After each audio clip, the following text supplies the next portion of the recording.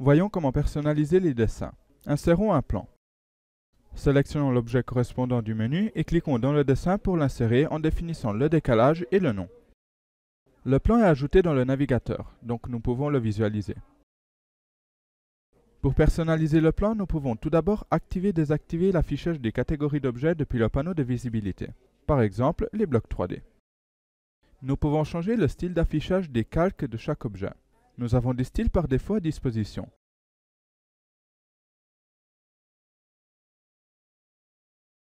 Mais nous pouvons créer nos propres styles. Voyons comment faire. Nous avons les calques de chaque catégorie d'objets, en fonction de s'ils sont sectionnés ou pas.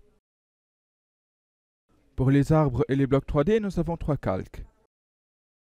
Le premier lié au dessin, donc à un bloc 2D affecté à l'objet. Le deuxième lié à l'image que nous pouvons affecter à l'objet. Et le troisième qui est l'affichage du modèle de l'objet vu depuis le haut. Voyons l'affichage en activant les parties non sectionnées du dessin des blocs 3D avec les lignes en noir. Ou en activant l'affichage de l'image. Ou encore l'affichage du modèle. Un autre objet est la fenêtre qui a des calques liés aux vantaux. À l'ouverture, aux mesures. En les désactivant, nous voyons que le niveau de détail descend toujours plus. Nous avons les calques haute qualité pour les deux menuiseries. Ils contiennent tous les détails des menuiseries. En les désactivant, il ne reste que le cadre de la fenêtre. Ensuite, nous avons la baie qui est similaire à la fenêtre, puis l'enveloppe. Voyons dans le détail les différents paramètres. Le premier champ représente la couleur de la ligne de la partie sectionnée. En sélectionnant depuis Entité, la ligne prend la couleur depuis la stratigraphie. En choisissant aucun, les lignes sont supprimées. En choisissant une couleur, celle-ci est affectée à la ligne. Le deuxième champ nous permet de modifier le style de la ligne. Donc nous pouvons choisir une ligne en pointillé ou en trait et point plutôt que la continue. En alternative, nous pouvons prendre la ligne depuis l'entité. Dans ce cas, la stratigraphie. Enfin, nous avons l'épaisseur. Depuis Entité ou en choisissant directement l'épaisseur souhaitée. Pour l'arrière-plan, nous pouvons toujours choisir d'utiliser celui de l'entité, ou choisir une couleur quelconque.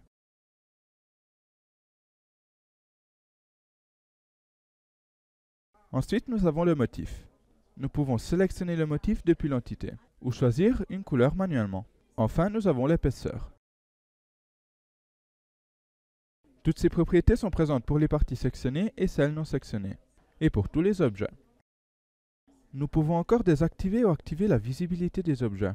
Par exemple, allons dans le bloc 3D puis désactivons tout type d'affichage pour la partie sectionnée et celle non sectionnée, afin de ne plus les voir dans les dessins. Donc, grâce au gestionnaire des styles, nous pouvons créer les styles personnalisés. Nous pouvons enregistrer les nouveaux styles avec le bouton Enregistrer et les utiliser dans d'autres projets avec le bouton Charger. En cliquant sur Annuler, nous annulons toutes les modifications effectuées sur ce style, tandis qu'en cliquant sur Fermer, celles-ci sont affectées. Voyons maintenant les objets qu'il est possible d'utiliser avec les dessins. Le premier est le détail, qui permet d'identifier une partie du plan que nous souhaitons avoir dans un dessin à part. Créons donc un détail en faisant une sélection. Nous pouvons ensuite personnaliser le détail en changeant l'échelle et en ajoutant des éléments de graphique 2D que nous verrons successivement.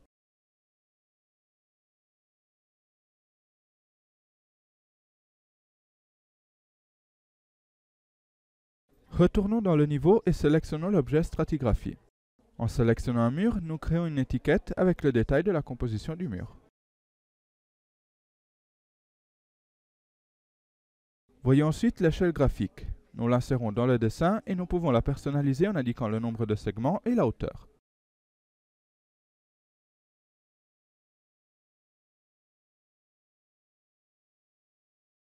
Nous pouvons ensuite réinsérer le titre du dessin si celui-ci a été supprimé ou si nous souhaitons le modifier.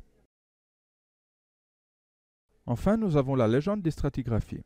En l'insérant, nous pouvons voir toutes les stratigraphies et les motifs des différents éléments. En plus, en cliquant sur cette icône, nous pouvons modifier chaque motif. Voyons maintenant les objets de graphique 2D. Commençons par le point guide. Il peut être positionné pour être utilisé comme référence dans le dessin. Pour l'insérer, il suffit de cliquer dans la position souhaitée. Dans les propriétés, nous pouvons modifier les coordonnées, le calque et la couleur.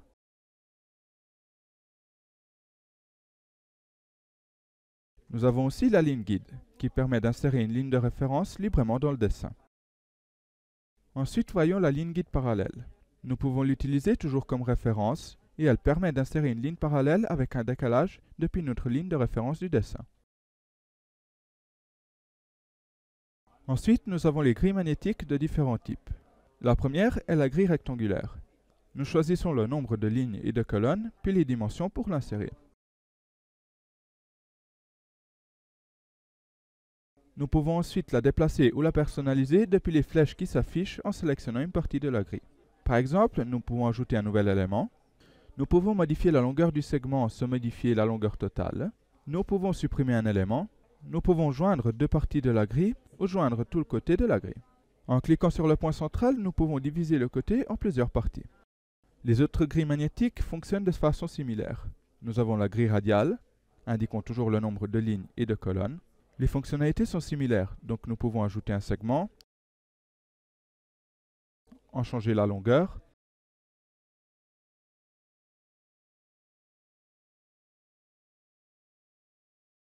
ajouter un segment dans l'autre sens,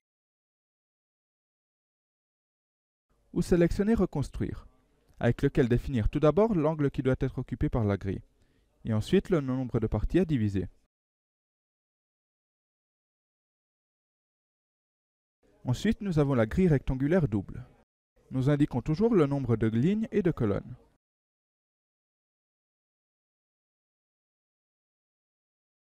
Dans les propriétés, nous pouvons activer la numérotation des lignes et des colonnes des différents côtés. Enfin, nous avons la grille triangulaire. Ici, indiquons le nombre de pas et les dimensions pour les axes X et Y.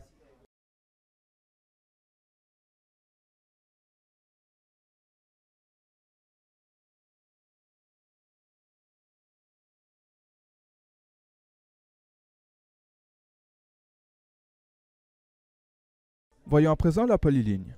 Avec cet objet, nous pouvons ajouter des détails en plus à notre dessin.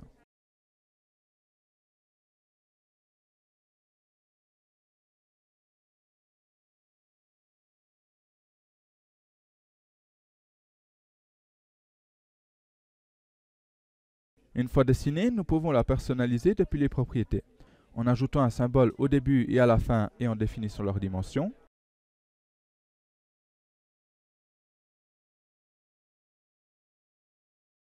en modifiant les coordonnées des différents points, en changeant la couleur, l'épaisseur et le style des lignes.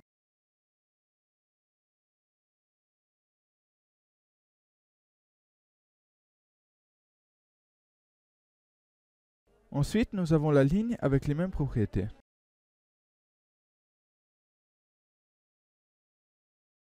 Pareillement avec l'arc et la circonférence. Et pour finir, nous avons la polyligne épaisse, qui permet de créer des formes afin d'ajouter des détails en plus au dessin.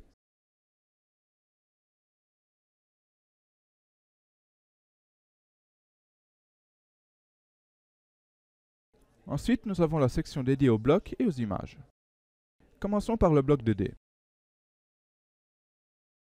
Dans la bibliothèque ObjectBeam, nous avons des blocs de différents types, des meubles, des arbres, des symboles graphiques par exemple du système électrique, etc. Sélectionnons par exemple un interrupteur et insérons-le. Dans les propriétés, nous pouvons le modifier en activant par exemple l'aspect d'origine, si le bloc a été importé depuis un DXF DWG, avec épaisseur et couleur des lignes différentes. Nous pouvons modifier l'échelle de l'entité qui peut avoir une valeur fixe par rapport à la grandeur réelle de l'objet, ou avoir l'échelle en proportion à celle du dessin.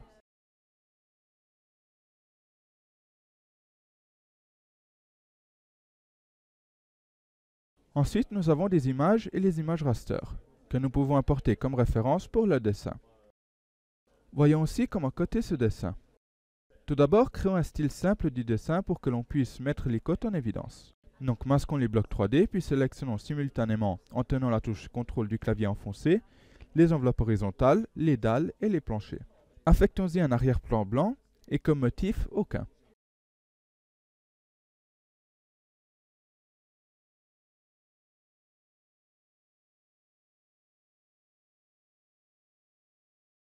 Désactivons aussi les ombres depuis les propriétés. Passons aux objets pour coter. Commençons avec la mesure linéaire de 2 points. Un clic pour définir le premier point, un clic pour définir le deuxième, puis un clic pour définir la position. En sélectionnant la cote à peine insérée, nous pouvons activer les fonctionnalités du ruban multifonction, qui permettent d'ajouter un nouveau point, d'insérer les cotes des objets, des sections,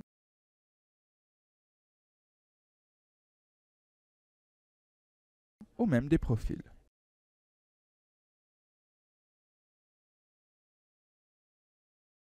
Dans les propriétés, nous pouvons insérer un texte initial qui apparaît avant la cote, ou un texte final.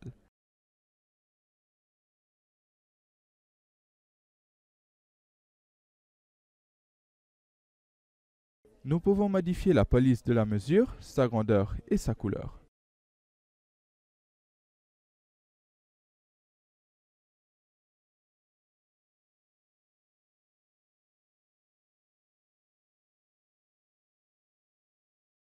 Nous pouvons changer l'unité de mesure, afficher les symboles de l'unité de mesure dans le dessin, changer le nombre de chiffres décimales, définir le type de mesure si en série, progressif ou parallèle,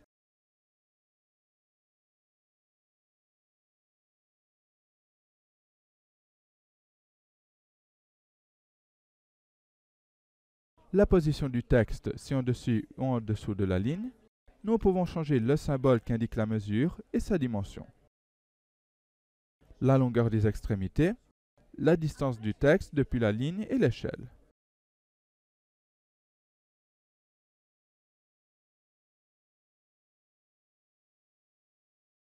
Ensuite, nous avons la mesure linéaire, avec laquelle nous indiquons tout d'abord la ligne le long de laquelle insérer les cotes. Puis cliquons pour insérer les différents points.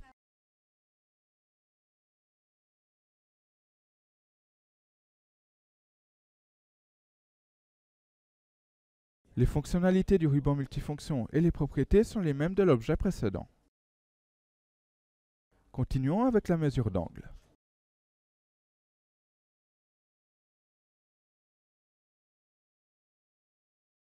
Cliquons pour insérer le centre. Ensuite le premier côté, le deuxième, puis choisissons où positionner la mesure. Les propriétés sont similaires à celles de la mesure linéaire. Voyons la mesure d'arc. Mesurons par exemple l'arc d'ouverture de cette porte. Définissons les deux extrémités, puis un point intermédiaire. Et enfin la position de la mesure. Nous obtenons donc l'angle, la longueur et le rayon. Nous pouvons éventuellement masquer certaines de ces mesures depuis les propriétés. Ensuite, voyons la mesure de surface.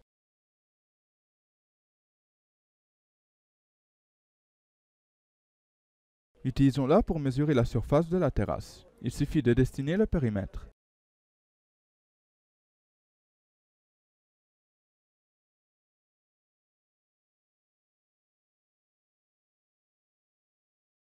Nous voyons donc la mesure. Nous pouvons modifier le texte initial,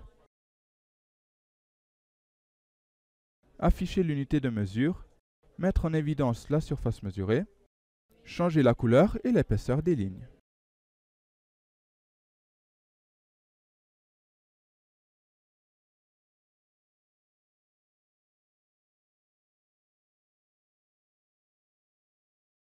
Ensuite, nous avons la cote altimétrique.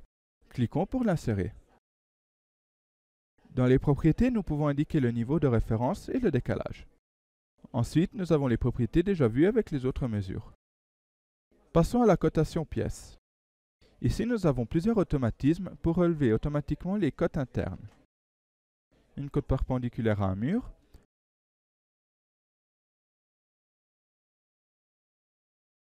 une cote parallèle à un mur, ou encore nous pouvons coter tout automatiquement en un seul clic.